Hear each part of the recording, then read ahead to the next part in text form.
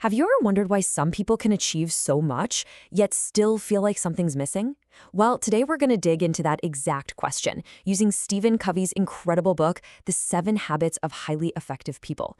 We're about to find out why real success might have way less to do with what's on your resume and everything to do with who you are. So, let's jump in.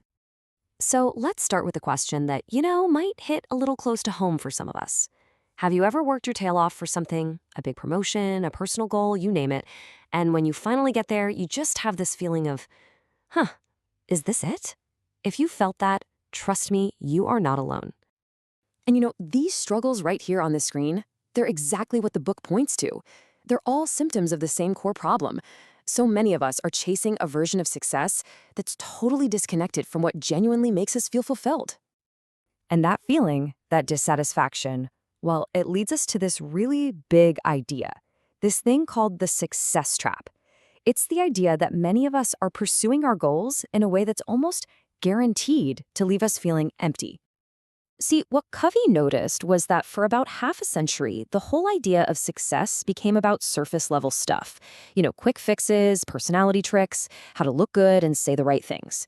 He calls them social band-aids. And that's such a great term, right? Because they might cover up a problem for a little while, but they do absolutely nothing to heal it. And this is where things get really fascinating, because it boils down to two totally different ways of looking at success. On one side, you have the personality ethic. That's all about your image, your techniques, what Covey calls secondary greatness, which is basically the applause you get from others. But before that, for like 150 years, the focus was on the character ethic, on primary greatness, which is all about who you are on the inside. And this quote from Emerson, man, it just hits the nail on the head. It perfectly captures the problem with the personality ethic. You can learn all the communication tricks in the world, but if your character isn't solid, people will see right through it. What you are will always, always speak louder than what you say. Okay, so if focusing on personality is the wrong way to go, why are so many of us doing it? Well, the book has a really simple and powerful answer for that. We're using the wrong map. Now, to really get this, we have to talk about something called a paradigm. It's just a fancy word for the mental map you use to see the world. It's not the world itself, right? It's just your map of the world. It's your perspective. Okay, but what happens when you have the wrong map? I mean, imagine this for a second. You're trying to get around Chicago, and you're following your map perfectly. But you're completely lost. And then you finally look closer and realize, the map is for Detroit. Think about it. No matter what you do, that Detroit map is useless in Chicago. You could try working harder, running faster, but that just gets you to the wrong place quicker. You could have a great attitude about it, but guess what? You're still lost. The problem isn't your effort or your attitude. The problem is the map. All right, so if the map is the problem, how do we find the right one? Well, it all circles back to that character ethic. This core idea that, really, your character is your destiny. See, the character ethic isn't about jumping on the latest self-help bandwagon. It's about building your life on timeless, universal principles. Things like fairness, integrity, honesty.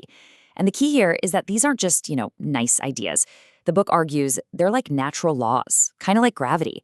They exist and they matter whether you believe in them or not. And Covey has this perfect analogy for it: the farm. You just can't cram for a harvest, can you? You can't slack off all spring and summer, then work really hard for 1 week in October and expect a field full of crops. And character is the exact same way. It's a process. There are zero shortcuts. None. And that brings us to maybe one of the most powerful stories in the entire book. It just perfectly illustrates how solid, how absolutely unshakable these principles are. Okay, so picture this. There's a giant battleship cutting through a thick fog at sea. The lookout spots a light dead ahead, so the captain gets on the radio and sends a message. We're on a collision course. Advise you change course 20 degrees. A moment later, a reply comes back over the radio. Advisable for you to change course 20 degrees. Well, now the captain is getting a little ticked off, He gets back on and says, with a lot more authority, I'm a battleship. Change course 20 degrees. And then this short, simple reply comes back that changes everything. I'm a lighthouse. And you can guess what happened next, right? The battleship changed course. And the point of that story is just so powerful, isn't it? Principles are lighthouses. They don't move, they're not negotiable. You can't break them. You can only break yourself against them. You can't argue with a lighthouse any more than you can argue with integrity. Okay, so if this is the key, if living a truly successful life is all about aligning with these principles, how in the world do we start? How do we figure out what our own personal lighthouse even is? Well, Covey has this really powerful exercise to figure that out. And look, it's going to sound a little morbid at first, but just stick with me here for a second. I want you to imagine you're going to your own funeral. Picture the scene, who's there, how it feels. And now imagine 4 different people from your life get up to speak about you. A family member, a close friend, someone you work with, and maybe someone from a club or a community group you're a part of. Ask yourself, what would you want them to say? Not what they would say today, but what you would hope they'd say about the person you were. Because when you really honestly answer that question for yourself, that's how you connect with your deepest values. It's how you define what success actually means to you. It gives you that true north for your map, so you know exactly where you're trying to go. And really, this all boils down to one final huge idea, that everything is created twice. First, there's the mental creation, the blueprint in your mind. And second, there's the physical creation in the real world.